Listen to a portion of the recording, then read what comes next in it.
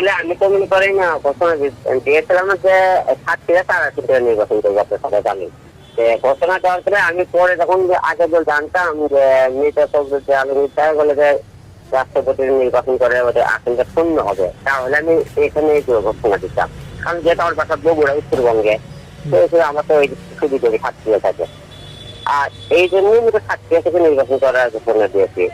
আর বিশেষ করে আপনারা জানেন, বিগত সরকারের আমলে আমি অনেক নির্যাতিত হওয়ার পরও, অনেক কিছু হওয়ার পরও, সংগ্রাম করার পরেও মনে করলাম এই যদি সরকার একটা কোনো একটা জায়গায় একটা জায়গা করে দিচ্ছে আমার, যেহেতু কোনো জায়গায় জায়গা করে দিলই না, যেহেতু এই নির্বাচন করে এত মার খেলাম, লাঞ্ছিত হলাম, এই চেষ্টা চলে দেখি বাকি সময়টা মানুষ মনে করেন নির্বাচনে আমাকে এক নাকি মুখের দিকে তাকাই কিনা, সবকিছু বিবেচনা করে নির্বাচনে আসতে চাই। হ্যাঁ, ঠাকুরকে একে করি। ঠাকুরগা অনেকগুলো লোকজনের সাথে কথাবার্তা চলতেছে, আমার যারা ভক্তরা আছে এবং আমার সাথে পরিচিত লোকে, তাদের সাথে আমি এই যে বিকেল থেকে তাদের সাথে ফোনে কথা বলতেছি বিভিন্ন ভাবে। এর মধ্যে থেকে আপনি আগে আসনটা চূড়ান্ত ঘোষণা হোক, তাহলে আমরা অবশ্যই আমি ঠাকুরগা যাবো।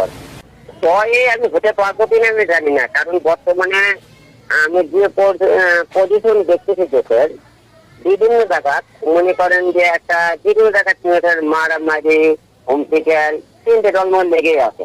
আওয়ামী লীগ দেশের নাই, কিন্তু বিএনপি, জামাত, সিপি বিভিন্ন জায়গাতে একটা মনে করেন মারামারি দেখতেছি। এখন এর মধ্যেও তো মনে করেন যেহেতু নির্বাচনের শুরু থেকে আমি এসবের দর করিনি, ভয় করিনি, সামনের দিকে এগিয়ে যাওয়ার চেষ্টা করছি। এবারেও কোনো সংঘর্ষ হবে না এমন কোনো কিছু নাই, হতেও পারে। তারপরেও নির্বাচনে আসছে আপনাদের জায়গায়।